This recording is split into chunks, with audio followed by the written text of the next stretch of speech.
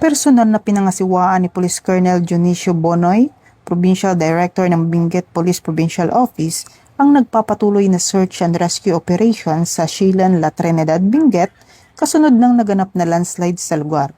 Ayon sa Benguet Police Provincial Office, agad na inilunsad ang operasyon matapos bahagyang masira ng pagguho ng lupa ang isang establishmento sa lugar. Nakiisa sa rescue operation ang mga tauhan ng Benguet Police Provincial Office kasama ang Regional Headquarters Police Regional Office Cordillera, Municipal Disaster Risk Reduction and Management Office, Barangay Disaster Risk Reduction and Management Office, Bureau of Fire Protection, Municipal Health Unit at ang lokal na pamahalaan ng La Trinidad. Patuloy ang koordinasyon ng mga responder upang matiyak ang kaligtasan ng mga apektadong individual.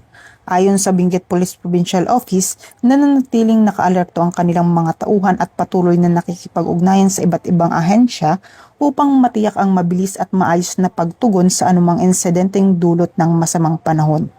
Ang operasyon ay bahagi ng patuloy na pagsusulong ng bagong PNP para sa bagong Pilipinas, serbisyong mabilis, tapat at nararamdaman.